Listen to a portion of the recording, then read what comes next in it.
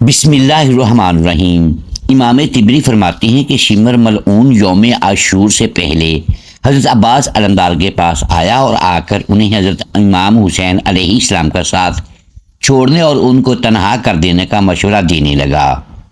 اور کہنے لگا کہ اگر تم ایسا کرو گے تو میں تمہیں اور تمہارے بھائیوں کی جان کا امان نامہ لکھوا لاؤں گا اور اپنی بیٹی کو۔ بسم اللہ الرحمن الرحیم۔ محترم ساتھیوں، حضرت عباس علمدار کے نام سے کون واقف نہیں؟ حضرت عباس علمدار وفا اور شجاعت کا پیکر تھے۔ یہ امام حسین علیہ السلام کے بھائی تھے۔ یزیدی بدبخت جانتے تھے کہ حضرت عباس علمدار شجاعت کا اور وفاداری کا پیکر ہیں، اور یہ جس لشکر میں بھی کھڑے ہوں گے اس لشکر کو شکست دینا اور نقصان پہنچانا ممکن نہیں ہے۔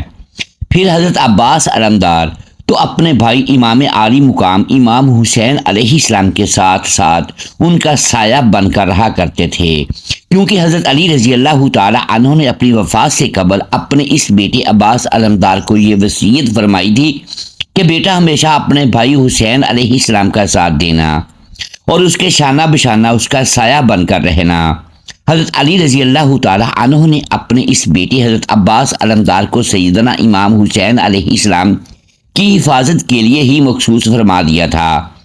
محترم ساتھیوں، امام حسین علیہ السلام کی شہادت کی پیش گوئی تو نبی کریم صلی اللہ علیہ وآلہ وسلم نے ان کے بچپن میں ہی ارشاد فرما دی تھی۔ ایک دفعہ جبرائیل امین نبی کریم صلی اللہ علیہ وآلہ وسلم کی بارگاہ میں حاضر ہوئے تو نبی کریم صلی اللہ علیہ وآلہ وسلم کی مبارک گود میں ایک طرف کے زانوں پر اور ان کے خود کے فرزند ارجمند حضرت ابراہیم تشریف فرما تھے اور دوسرے زانوں پر امام حسین علیہ السلام بیٹھے ہوئے تھے۔ نبی کریم صلی اللہ علیہ وآلہ وسلم کبھی اپنے خود کے فرزند ارجمند ابراہیم کا منہ چومتے، اس کی گردن پر بوسہ دیتے، تو کبھی اپنے لخت جگر اپنے نواسے امام حسین علیہ السلام کے لبوں کو چومتے، ان کی گردن پر پیار کرتے۔ جبرائیل امین اس منظر کو دیکھ رہے تھے۔ آپ نبی صلی اللہ علیہ وآلہ وسلم کی بارگاہ میں حاضر ہوئے اور سلام عرض کرنے کے بعد عرض کیا،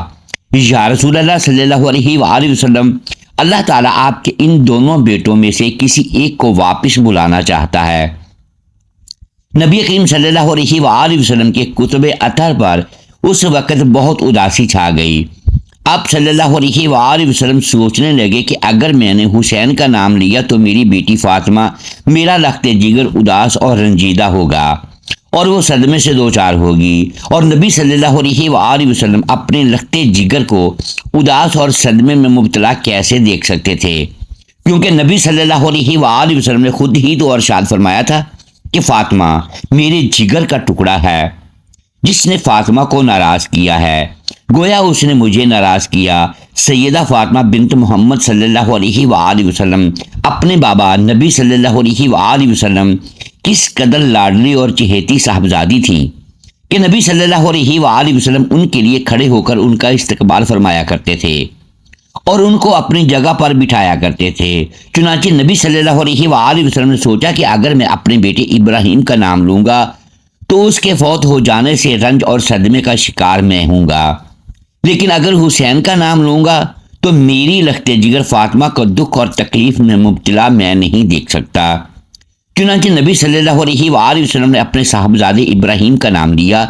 اور کچھ ہی دنوں کے بعد ابراہیم بن محمد کی وفات ہو گئی۔ جبرائیل امین نے ساتھ ہی نبی کریم صلی اللہ علیہ وآلہ وسلم کو یہ بھی عرض کر دی تھی کہ یا رسول اللہ، آپ کے اس نواسے اس لخت جگر کو آپ کے ہی دین کا پرچار کرنے والے اور آپ کا ہی کلمہ پڑھنے والے باغی گروہ قتل کر دیں گے۔ اور جبرائیل امین نے آپ صلی اللہ علیہ وآلہ وسلم کو میدان کربلا کی مٹی بھی پیش کی تھی، جو کہ نبی کریم صلی اللہ علیہ وآلہ وسلم نے اپنی ایک زوجہ کو عطا فرمائی تھی، اور انہیں بتایا تھا کہ یہ کربلا کے میدان کی مٹی ہے، جب یہ خون میں تبدیل ہو جائے تو سمجھ لینا کہ حسین علیہ السلام کو قتل کر دیا گیا ہے۔ محترم ساتھیوں، جب امام حسین علیہ السلام کی شہادت کی پیش گوئیاں ان کی پیدائش کے ساتھ ہی مشہور ہونے لگی تھیں تو حضرت علی رضی اللہ تعالی عنہ کس طرح سے اپنے اس بیٹے کی شہادت کی خبر سن کر اس کے لیے کچھ نہ کرتے۔ چنانچہ حضرت علی رضی اللہ تعالی عنہ نے اپنے بھائی حضرت عقیل سے کہا کہ میرے لیے کسی ایسے قبیلے کی عورت تلاش کی جائے کہ جو وفاداری میں اور بہادری میں مشہور ہو، اور اس سے میں ایسے بیٹے کو جنم دوں جو میرے بیٹے حسین پر آزمائش کے وقت میں شانہ بشانہ اس کا سایہ بن کر اس کا ساتھ دے۔ حضرت عقیل کیونکہ نسب شناسی میں مہارت رکھتے تھے، وہ عرب کے قبائل کو اور خاندانوں سے بخوبی واقف تھے اور ان کی فطرت اور خصائل سے واقف تھے، چنانچہ انہوں نے حضرت فاطمہ بنت خزام کا انتخاب کیا اور حضرت علی رضی اللہ تعالی عنہ سے ان کا نکاح کروا دیا، جس سے حضرت عباس علمدار پیدا ہوئے۔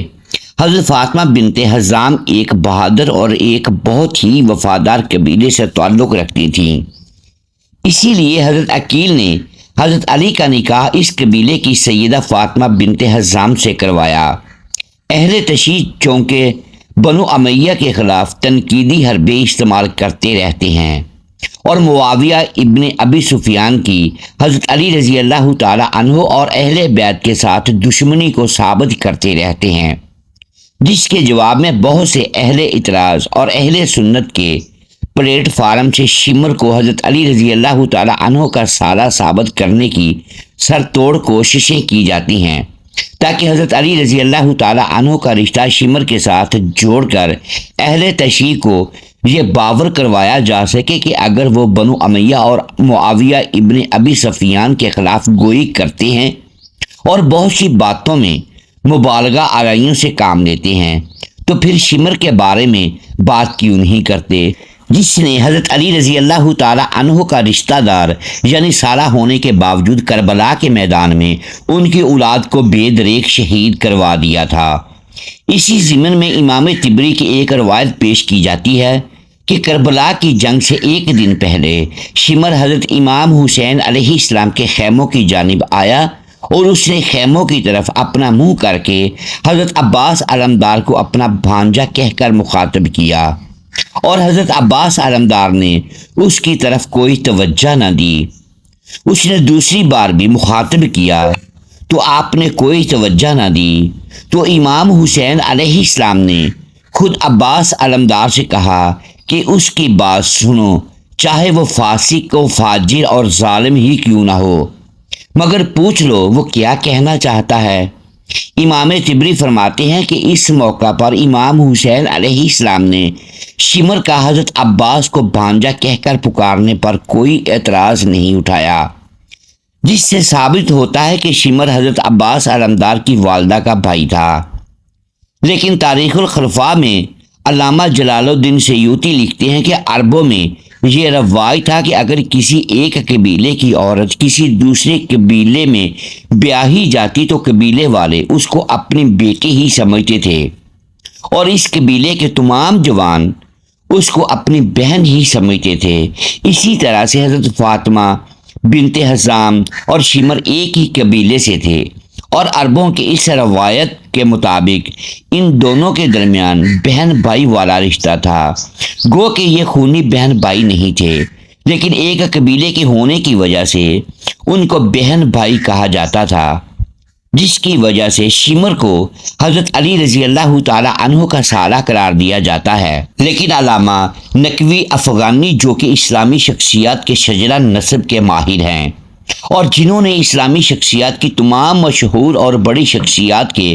شجرہ نسب بھی ترتیب دیے ہیں، ان کے مطابق شمر اور حضرت عباس علمدار کی والدہ سیدہ فاطمہ بنت حزام کے درمیان کوئی خونی رشتہ نہیں تھا، بلکہ یہ دونوں تو ایک قبیلے کے بھی نہیں تھے، بلکہ ان دونوں کے قبیلے ساتویں پشت پہ جا کر ایک قبیلے سے جڑتے تھے۔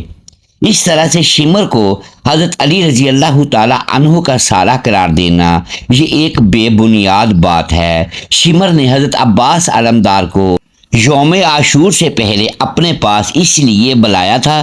کیونکہ وہ جانتا تھا کہ امام حسین علیہ السلام کو عباس علمدار کی موجودگی میں نقصان پہنچانا یا شہید کرنا یا گرفتار کرنا ممکن نہیں، کیونکہ عباس علمدار اپنی شجاعت اور بہادری کی وجہ سے پورے عرب میں مشہور تھے۔ چنانچہ اس نے سوچا کہ میں حضرت عباس علمدار کو اور ان کے بھائیوں کو امام حسین علیہ السلام کے لشکر سے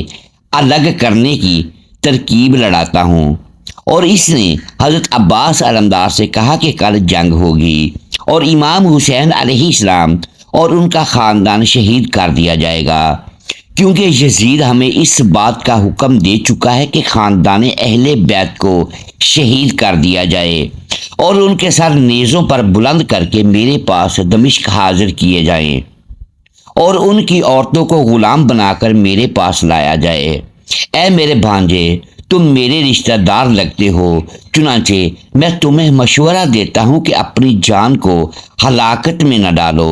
اور امام حسین علیہ السلام کا ساتھ چھوڑ دو۔ اس کے بدلے میں ابن زیاد سے تمہاری جان کا امان نامہ لکھوا لایا ہوں۔ اور اس نے وہ امان نامہ حضرت عباس کے ہاتھ میں تھما دیا، جس میں لکھا تھا کہ اگر تم حسین علیہ السلام کا ساتھ چھوڑ دو گے تو تمہیں اور تمہارے بھائیوں کو کچھ نہیں کہا جائے گا۔ حضرت عباس علمدار نے جب وہ امان نامہ پڑھا تو آپ نے اسی وقت اس امان نامے کے ٹکڑے ٹکڑے کر دیے اور شمر سے کہا، اے بدبخت انسان، تو میرے لیے جان کی امان کا حکم نامہ لکھوا لایا ہے اور علی رسول صلی اللہ علیہ وآلہ وسلم کو قتل کرنے اور ان کی عورتوں کو غلام بنانے کی باتیں میرے سامنے کر رہا ہے۔ واللہ عباس کبھی بھی حسین علیہ السلام کا ساتھ نہیں چھوڑ سکتا،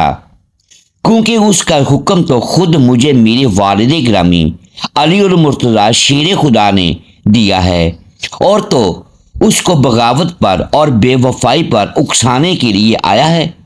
کہ جس کی وفاداری اور شجاعت پورے عرب میں مشہور ہے۔ روایت میں آتا ہے کہ عباس علمدار اسی وقت شمر کا سر قلم کر دینا چاہتے تھے، لیکن امام حسین علیہ السلام نے عباس علمدار کو ایسا کرنے سے منع کر دیا اور شمر بدبخت وہاں سے واپس اپنے لشکر میں آ گیا۔ اگلے دن جنگ شروع ہوئی تو نبی کریم صلی اللہ علیہ وآلہ وسلم کا یہ خاندان 3 دن سے بھوکا اور پیاسا تھا۔ ننھے بچے، چند سال کی ننھی سکینہ اور 6 ماہ کے علی اصغر جو پیاس سے بلبلا رہے تھے۔ امام حسین علیہ السلام نے عباس علمدار کو حکم دیا کہ نہر فرات پر جاؤ اور ان بچوں کے لیے پانی لاؤ،